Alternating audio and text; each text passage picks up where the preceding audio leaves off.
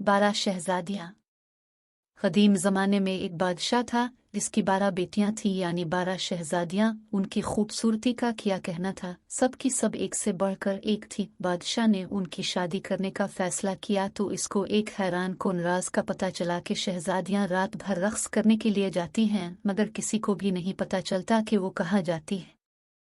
बादशाह बहुत परेशान था। उसने किले के सब दरवाजे बंद करवा दिए ताकि शहजादियां बाहर ना जा सके, लेकिन इसकी तमाम कोशिशें नाकाम हो गई। वो परेशान था कि आखिर माजरा क्या है।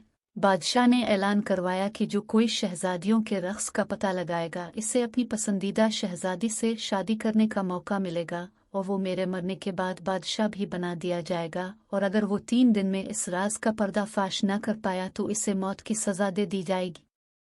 यह खबर रियासत में हर तरफ फैल गई। एक शहजादा आया जो रक्स के राज का पता लगाना चाहता था। उसने कहा, मैं आपकी पड़ोसी रियासत का शहजादा हूँ और शहजादियों के रक्स का पता लगाने आया हूँ। बादशाह ने इसका इस्तकबाल किया। रात का खाना खाने के बाद इसे शहजादियों के कमरे के साथ वाला कमरा सोने के लिए दे दिया गया।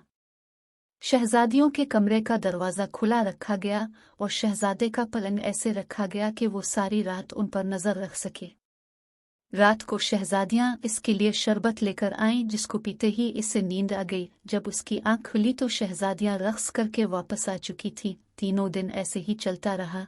चौथे दिन जब शहजादा बादशाह के सामने हाजिर हुआ तो इसके पास बादशाह के सवालों का कोई जवाब न था। बादशाह ने इसे मौत की सजा दे दी। यूं ही बहुत से लोग आए लेकिन सब नाकाम रहे।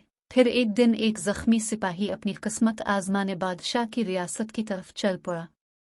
रास्ते में इसे एक बुढ़िया मिली। सिपाही ने बुढ़िया की मदद की। बुढ़िया ने बदले में इसे एक पोशाक दी और कहा कि ये पहनकर तुम किसी को नजर नहीं आओगे, और ये भी बताया कि जो जूस शहजादियां तुम्हें दे वो मत पीना। सिपाही बादशाह की रियासत में पहुंच गया। बादशाह ने इसका इस्तकबाल किया और इसे भी शहजादियों के रक्स का राज मालूम करने के लिए 3 दिन दिए गए। रात को बड़ी शहजादी इसके लिए जूस लेकर आए। सिपाही चूंकि बहुत ज़हीन था, उसने जूस पी तो लिया मगर निगला नहीं, क्योंकि उसने मुंह में सिपंच रखा हुआ था। जैसे ही शहजादी कमरे से बाहर निकली, इसने सिपंच मुंह से निकाला और सोने की अदाकारी करने लगा। शहजादियां इसको सोता देखकर खुश हुई और रक्स करने के लिए तैयार हो गई। सबसे बड़ी शहजादी ने अपना पाँव जोर से अपने पलंग पर मारा तो वो ज़मींदोज़ हो गया, और फिर सारी शहजादियां इस खुफिया रास्ते से नीचे आतरने लगी।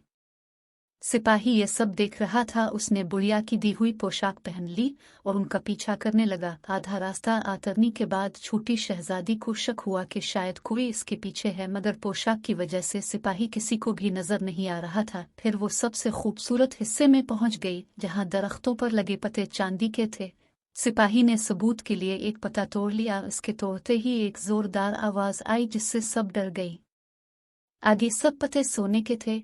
सिपाही ने एक सोने का पत्ता भी तोड़ लिया और आगे जाके एक हीरा भी सबूत के लिए ले लिया। फिर शहजादियां एक झील के किनारे पहुंच गईं, जहां 12 शहजादे नाव के साथ उनका इंतजार कर रहे थे। हर एक शहजादी एक शहजादे के साथ बैठ गई। सिपाही छोटी शहजादी के साथ बैठा रहा और सब झील के दूसरे किनारे पहुंच गए, जहां एक आलीशान किला था और वहां साज बज रहे थे, और उसकी दायना पर सब शहजादियां रक्स करने लगी।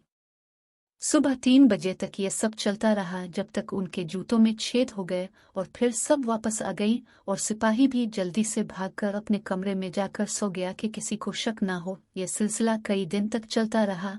सिपाही उनका ताक़ुब करता रहा और सबूत भी लाता रहा, और उनसे पहले ही आकर सो भी जाता, यूं किसी को शक भी नहीं हुआ। जब फैसले की घड़ी आई तो बादशाह ने सिपाही को बुलाया। सिपाही ने कहा, अलीजा, सभी 12 शहजादियां अपने कमरे से ज़मींदोज़ सुरंग से जाती हैं जहां एक किला है।